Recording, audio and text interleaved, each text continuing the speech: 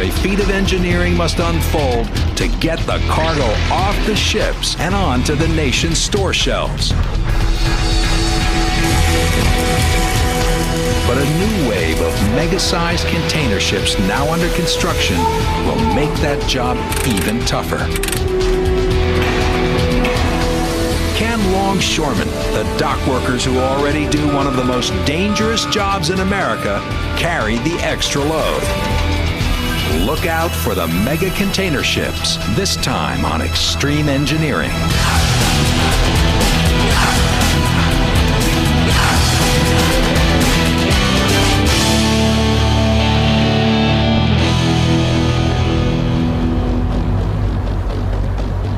It's 2 p.m. on a Monday afternoon, and the Hanjin, Washington is 3 miles west of Long Beach, California. She sailed from South Korea 11 days ago carrying 60,000 tons of high-def TV sets, motorcycles, and fresh fish, packed inside 2,650 steel containers, each one the size of a city bus. She's average size for a container ship, almost a quarter-mile long, 140 feet wide, and drawing 39 feet below the waterline. For the captain and crew, the long voyage is nearly over. But the toughest part looms ahead. They've got to park this monster at a pier inside the port of Long Beach. To do that, the captain needs expert help. He needs Vic Schisler. Okay, I'm ready to go.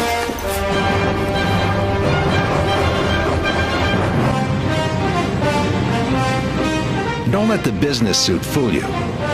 Vic's the guy you want at the wheel when you're trying to bring a 100,000-ton ship to berth. Many consider Vic one of the finest harbor pilots on the West Coast. It's important to have a pilot on board because the captain knows his ship very well. He knows the ocean very well. He does not know the Port of Long Beach. I bring the local knowledge that I've accumulated in the last 35 years. But to pilot the Hanjin, Washington, Vic first has to get himself on board. Good afternoon, Captain. We're departing the breakwater now, headed out for your ship. We request a heavy line for a pilot bag when the boat comes alongside, please. The massive container ship is doing 12 knots, and she won't stop just for Vic, but she will at least slow down. And also, we request about 6 or 7 knot speed for boarding today, please.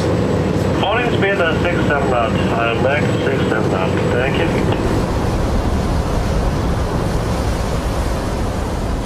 For Vic personally, what's coming up next will be the riskiest part of the voyage.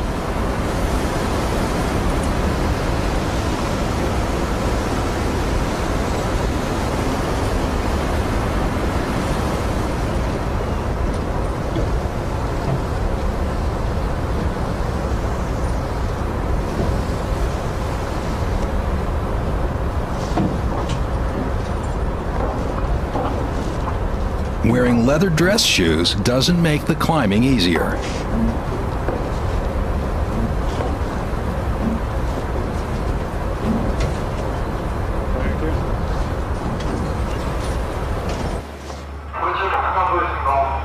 Security, all those concerned, Hanjin, Washington, approaching Queens Cay, Long Beach, inbound for berth 140, port side 2, standing by channel 13, Hanjin, Washington. But Vic can't dock this ship by himself.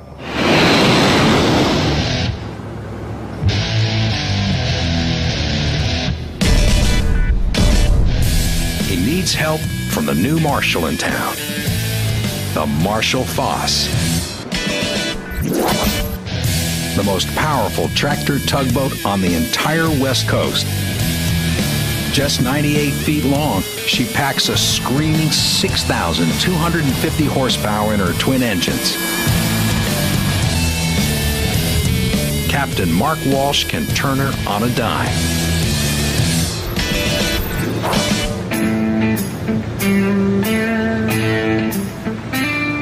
Marshal Foss. Hey Vic, how are you? Oh, okay, that sounds good. We'll catch you at the breakwater. Bye-bye.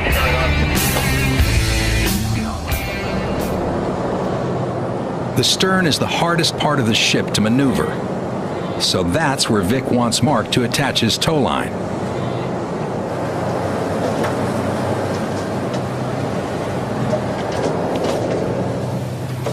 The braking strength on this line is 880,000 pounds. This is what we stop the ship, we pull the ship, we push the ship and all that.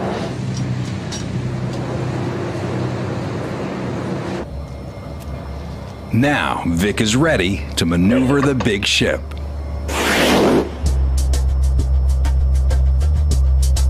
They're entering the basin where they can turn her. Now begins a dangerous dance between ship and tug.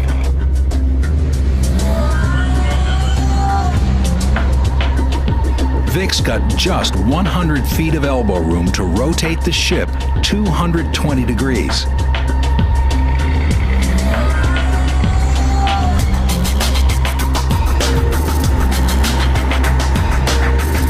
On Vic's command, Mark steers to starboard.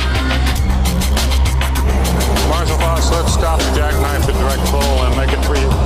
And the Hanjin Washington's massive stern begins to swing around. You're always on your toes. You're trying to work with the pilot, understand what he's going through.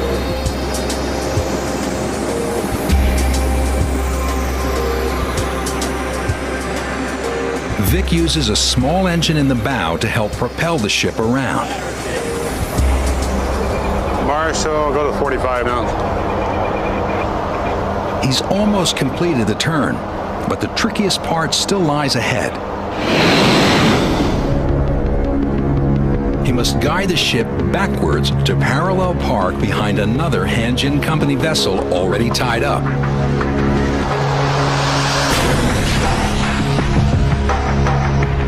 And the stern of that ship is just 100 feet away. The dangers involved with this maneuver is when you're looking over the containers out towards the bow, is judging the distance. It's very difficult to do that.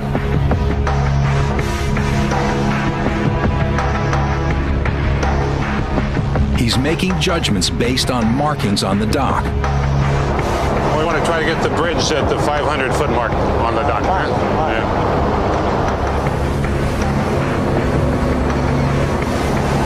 Marshal, push dead slow, stern to port.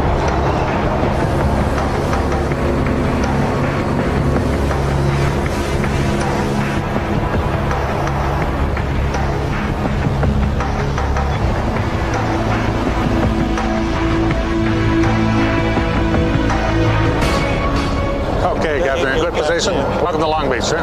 Okay, have a good day. The job done. Everybody's happy, no noise.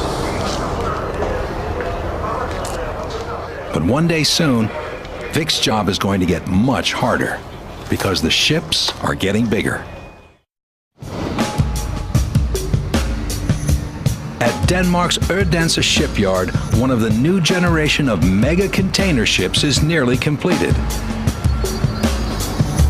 The Adrian Maersk is 141 feet longer and 7 feet deeper than the Hanjin Washington.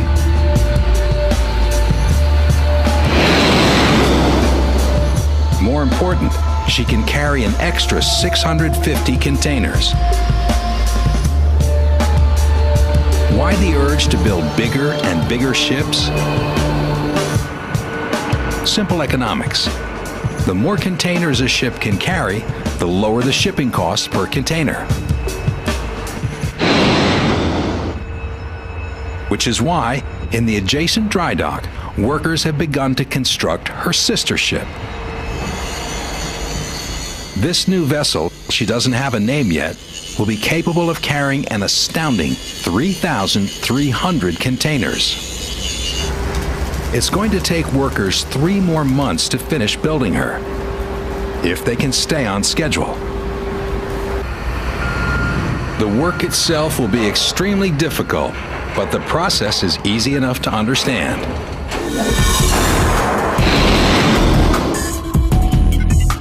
Building a ship is a rather simple process. We just have to bring in some 12,000 steel plates, clean them, and cut them into some 120,000 pieces and weld them together. Step 1, steel. Lots of it. Enough to cover 8 football fields. Machines do a lot of the work here, like moving the plates to the work shed, where they ride on rollers to get cleaned. Step 2, cut the steel into pre-designed shapes. That's done by computerized cutting torches, each one as hot as a lightning bolt. 2 technicians and a remote control do the work of 14 men in a fraction of the time. The torches even work underwater, where the thin steel plates keep cool so the superheat doesn't bend them. Step 3, weld steel into sections. An army of robotic welders does most of the straight line welding. But the more intricate work must still be done by hand.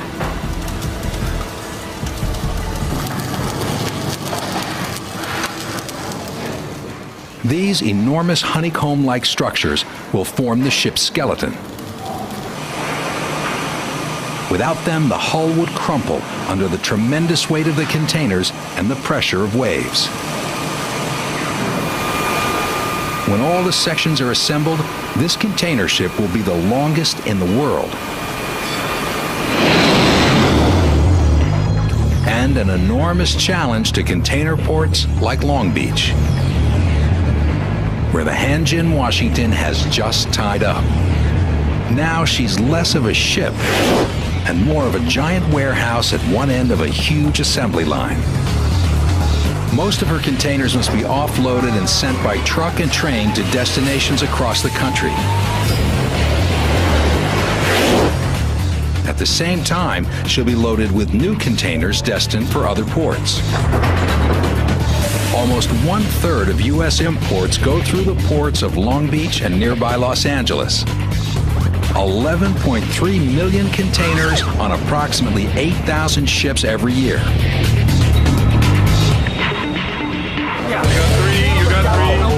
A delay here can mean hospitals run out of supplies and supermarkets have empty shelves. And will cost the shipping company $7,500 an hour. Even worse, the shipper might lose its customers if it doesn't deliver their cargo on time. So the work goes on around the clock. But first, somebody has to set the whole process in motion. Right now, that somebody is Erin Pearson, superintendent of the first shift. Okay, that's everything? She's got a tremendous task to tackle. Steve, you copy Steve? I didn't copy that. Where are you? In less than 2 hours, she has to pull together paperwork for hundreds of containers coming off the ship and going back on. We don't have, okay. Oh, shoot. And assemble a crew of 100 longshoremen and crane operators. Okay, I had 4 originally. One's going to the other ship, and the H's are going to the ground. The big challenge right now, getting everyone out there and started by 6 o'clock. And then, okay. You want to have a cup?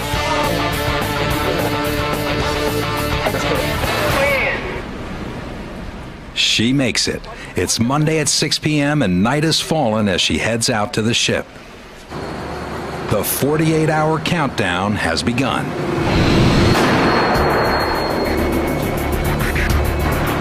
That's how long the Hanjin Company allows for unloading and reloading a vessel the size of the Washington. For the ship to leave on time, Erin's crew will have to move 1,000 containers during their shift. And it's the crane operators who'll be under the greatest pressure. Years ago, cargo came in sacks and crates. Longshoremen carried them on their backs.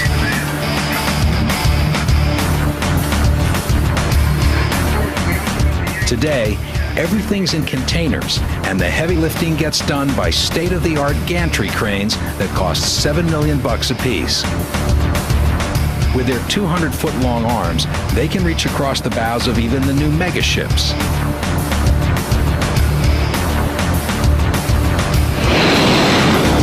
The cranes grab onto containers with hooks that weigh 11 tons.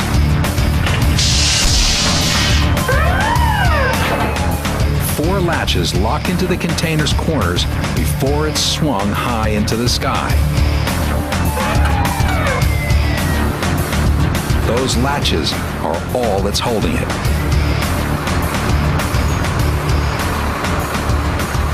We're moving a lot of heavy cargo. Things could fall. As you can see, it's a large operation, so you have to take all the safety precautions necessary. To hit her target, Erin needs her 3 cranes to each move 30 containers an hour. That's one every 2 minutes.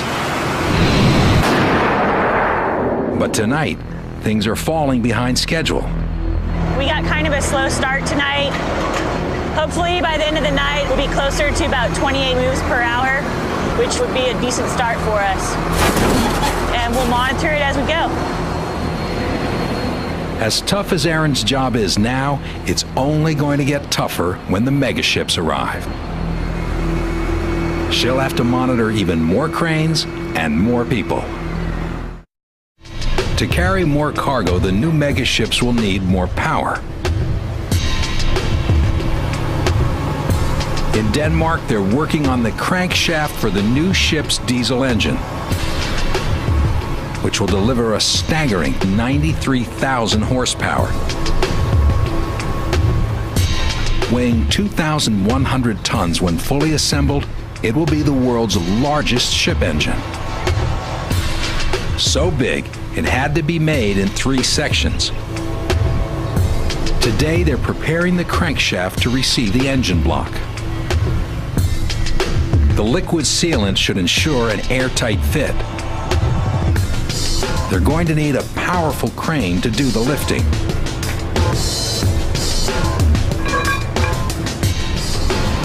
Shipbuilder Stefan Rennebold helps guide the crane operator.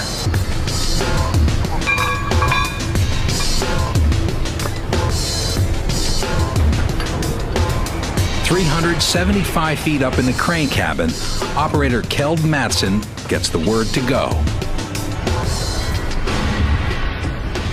Now, the really hard part begins.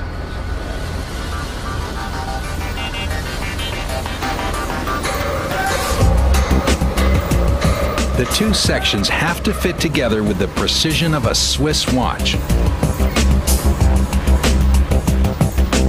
Hundreds of pre-drilled bolt holes need to line up perfectly.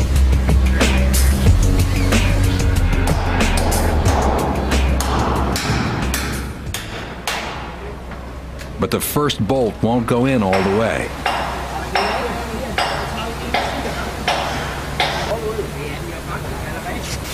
The holes aren't matching up properly.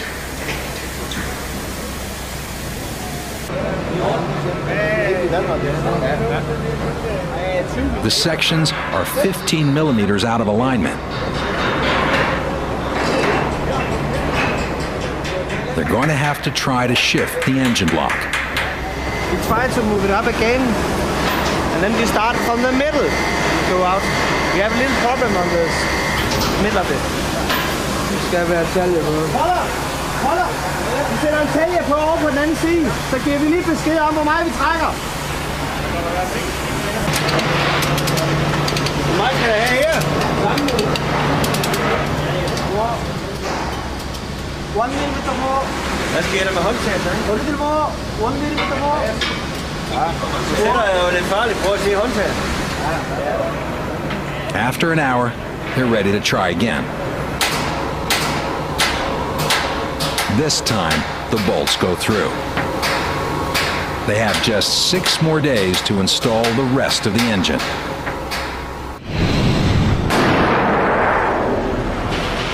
Back at the Hanjin, Washington, the longshoremen are racing to meet their deadlines.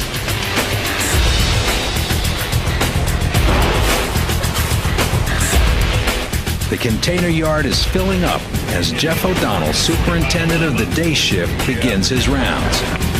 Yeah, go ahead. Yeah, Jeff, on our afternoon, just getting into those.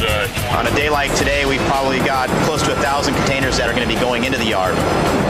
As you're putting stuff into the yard, we're also loading containers back, creating more space. It goes hand in hand. It's a big chess game.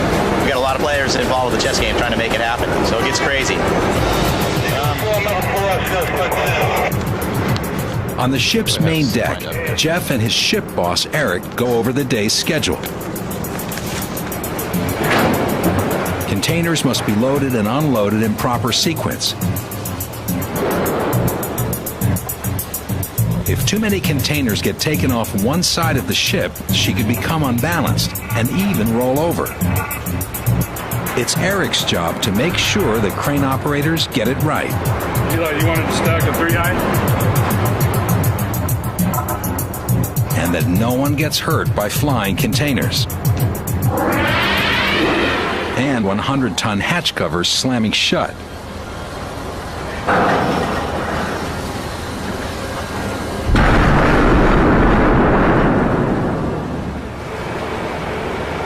Luckily, he's got one of the best crane operators working the middle crane.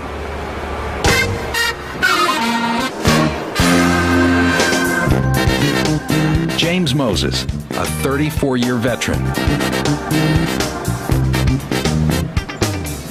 James makes it look easy to lift a 29-ton container out of the hold, swing it off the ship, and place it on the back of a truck 140 feet below. That's why they pay crane operators the big bucks, up to $200 grand a year. This is my container, and the object of this game is for me to land it, to operate it. It's swinging. If the load is here, I have to come here for it to be stable. If it's over here and I'm back here, it's going to swing. So we're constantly up here jumping around to get over the load to land.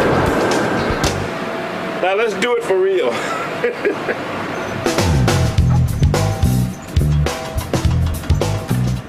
James controls the crane with a pair of high-tech joysticks.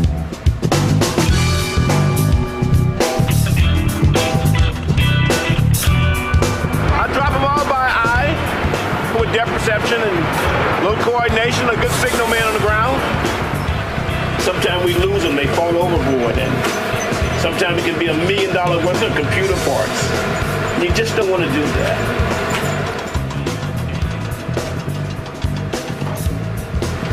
If you get angry, irritated, or frustrated on this equipment, it will whoop you.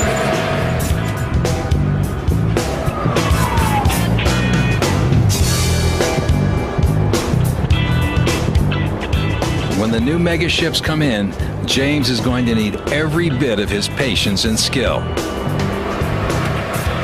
I need an inch. There it is. With containers dropping down at 10 feet a second, being a truck driver is a dangerous occupation. It takes a special kind of person to handle these risks. It takes a grandmother. My name is Lata Stukan, and I'm working almost 7-8 years every day in Hanjin, and I love it. This is like my second family over here. We have sometimes barbecue, and we bring homemade cookies, and everybody love it. Don't let Zlata's mild manner fool you. This is one hardworking lady. She's got to drive to the storage area 50 yards away, park in the first available space, unhook her load, attach an empty chassis, and head back into the line as soon as possible. She'll make the same circuit 30 times in her 8-hour shift.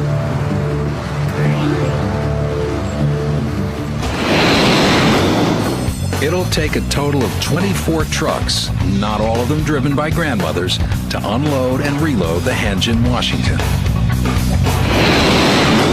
All containers come first to the storage yard, which can hold up to 8,000 of them. About half will leave by truck for destinations across America. The other half will go on railroad trains that depart nightly. And right now, Rail Superintendent Tony Castaneda has a big problem. It's going to be a nightmare. Shouldn't be saying that. It's going to be a challenge.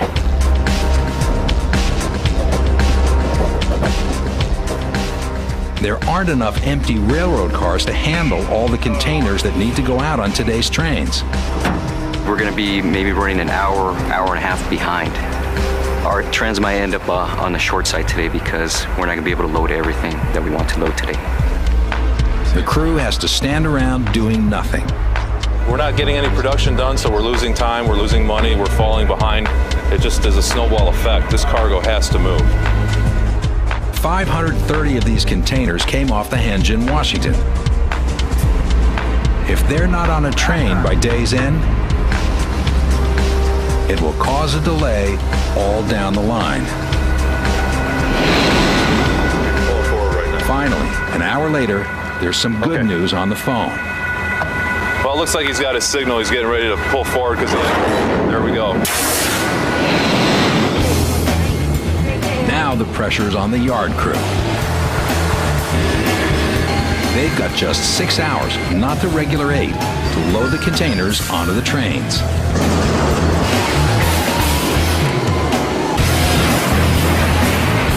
That means it's time for the Rocky Quintana Show.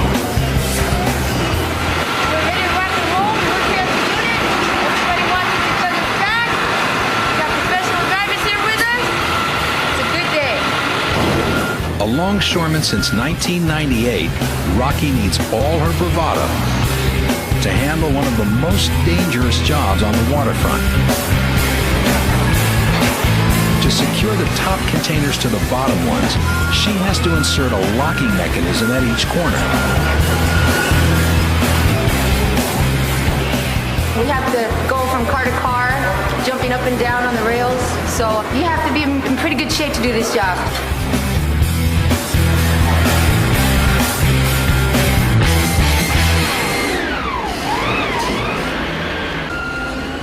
With containers dropping all around her, Rocky is in effect playing in traffic.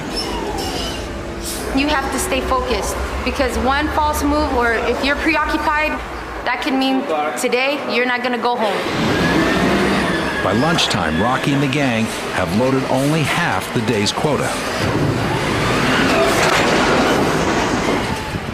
Rail Superintendent Tony Castaneda is worried. And after lunch, we will finish loading the rest of this train and load the second train for the Burlington and Santa Fe. So we're really up against the gun still. Back on board the Hanjin, Washington, Superintendent Jeff has his own worries.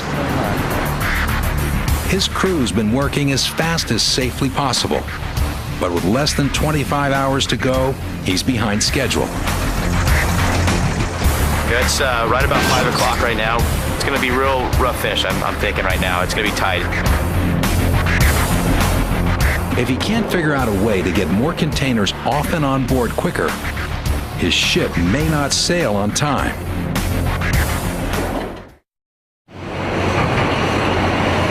Meanwhile, at the Odense shipyard, work on the new megaship has reached a critical stage.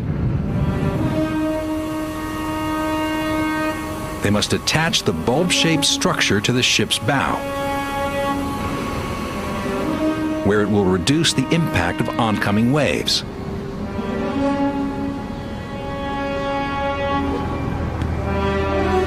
Who's the crew that's going to handle all this heavy lifting? One man, Stefan Renevode, with a little more help from the big crane.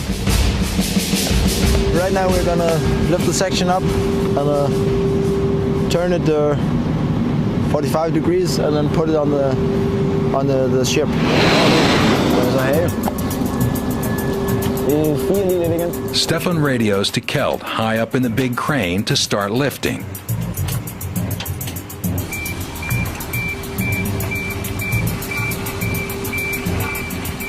All's going according to plan.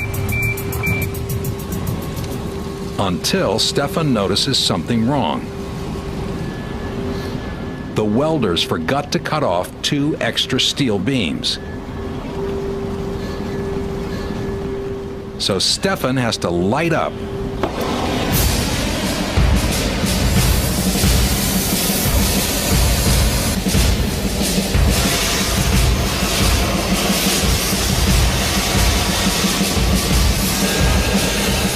That's tons of steel dangling over his head.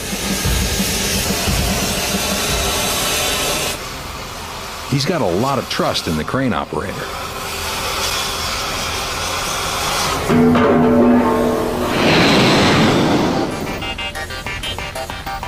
Now they can swing the wave breaker into place.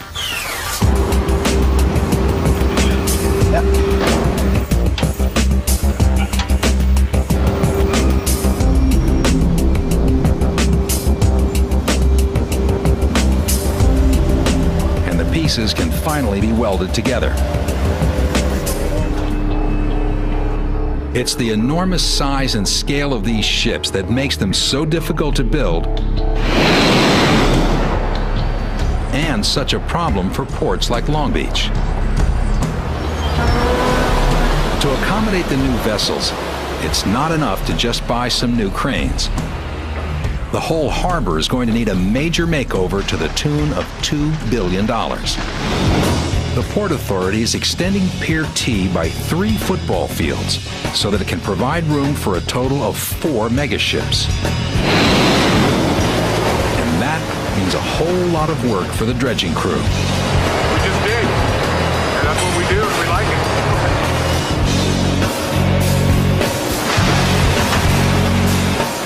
Dredge foreman Curtis Sands and his crew have to dig up hundreds of thousands of tons of mud and sand to deepen the channel to 55 feet.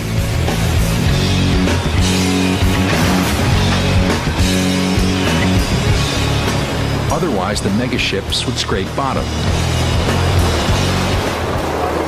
When work's done, Pier T will be the first at Long Beach designed for the megaships.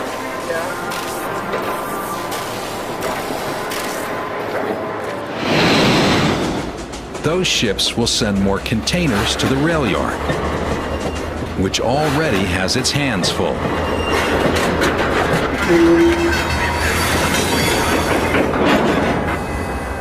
A derailment brings work to a standstill.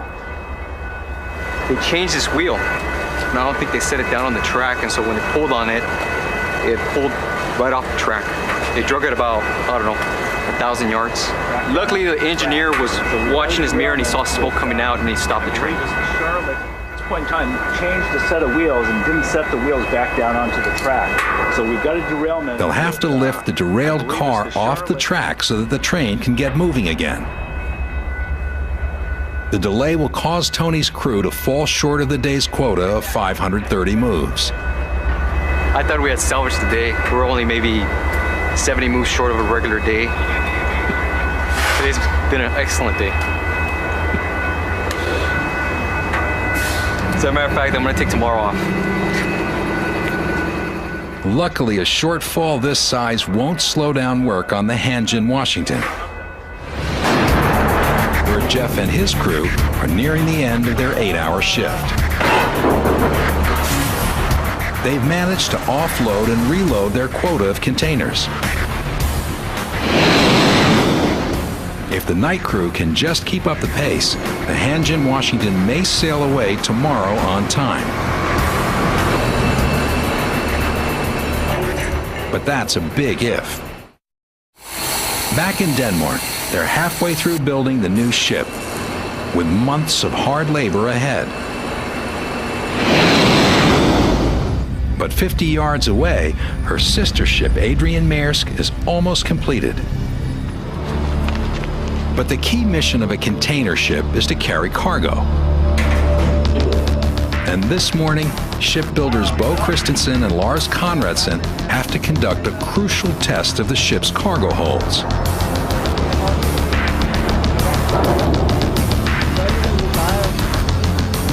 The yellow cage they're riding in is the test device. It's built to the exact dimensions of a standard 40-foot container. The crane operator maneuvers the test cage so it slides into one of the pairs of rails that line the walls of the 77-foot deep cargo hold.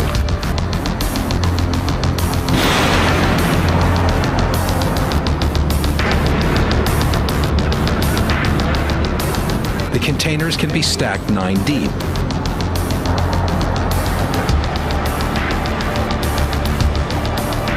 Bo and Lars will check the fit between rails and container.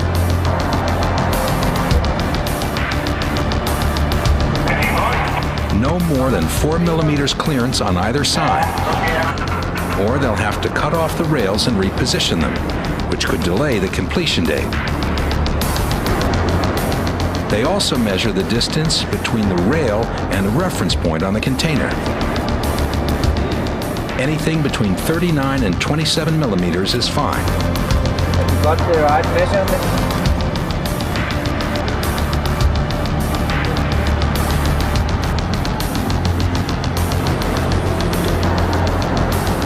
If the other cargo holds check out and the rest of the work gets done, the Adrian Maersk can begin her sea trials in just 5 days.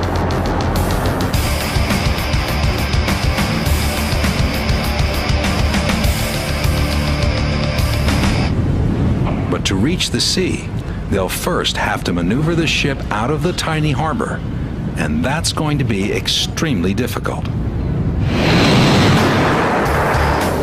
Back at Long Beach, with time running out, work on the Hanjin Washington has fallen seriously behind schedule.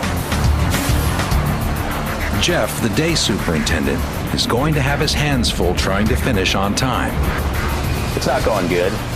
Last night they had a bad night on it, and today we have a lot of discharge coming off the ship going to wheels, which always is a slower operation, especially when you throw the traffic out in the yard.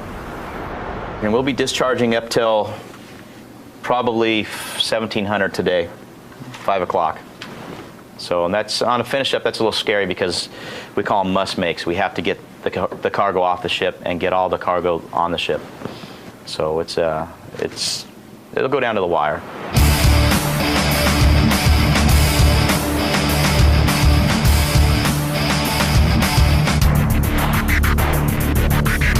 Out on the dock, Jeff and Eric have come up with a plan. They've asked for more longshoremen and another crane.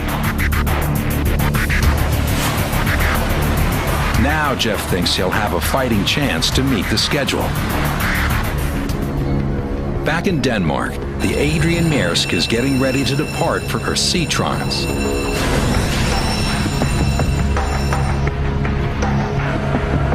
"20-year veteran Peter Koch will captain the ship when it reaches the open sea. But it's up to the pilot, Steen Finsen, to guide it out of the harbor.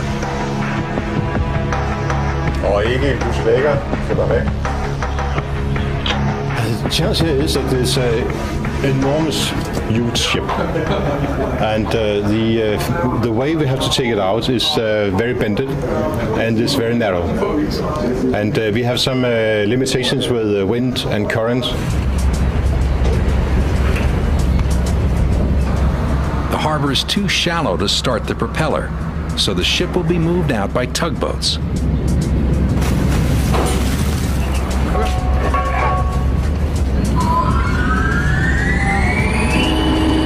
They'll tow her backwards because there isn't enough deep water to turn her around. Stødbåden er Adrian, så begynder vi at sejle.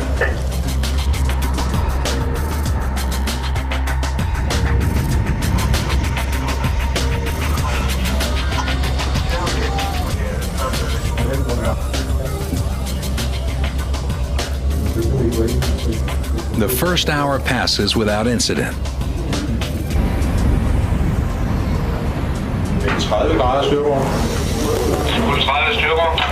30 styrbord.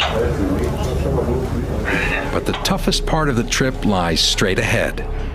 To reach open water, the pilot will have to slide the mammoth ship through the harbor's narrow entrance. It's about 100 meters wide, and the ship is 43 meters wide. So we'll have about 20 meters, 30 meters on the sides.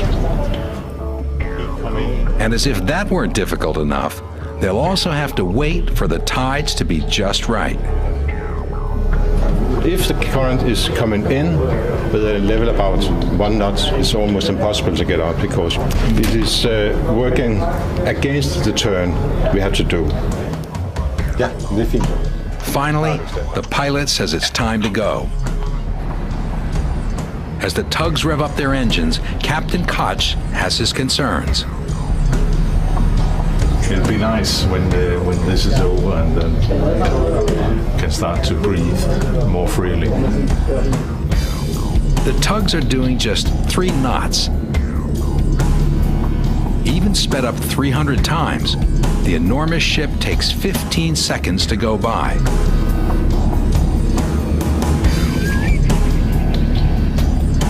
"18 agonizing minutes later, they're only halfway through the gap.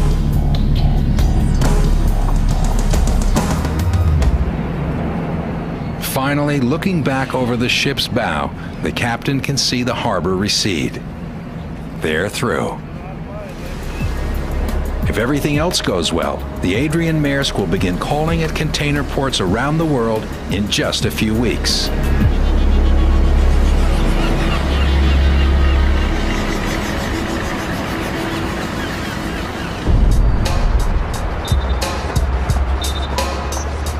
Back at Long Beach, it looks like Jeff's luck has finally turned around. It's now 18:30 on Wednesday night, and we're finished. The last couple hours actually went really smooth. Cargo operations done and lashing approved by the chief mate, so we're good to go.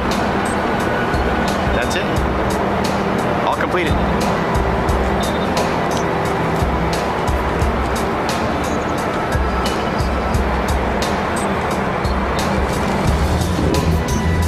$2,760 containers moved off, and 1,363 containers put back on in just 48.5 hours. But the numbers are going to keep growing. By the year 2010,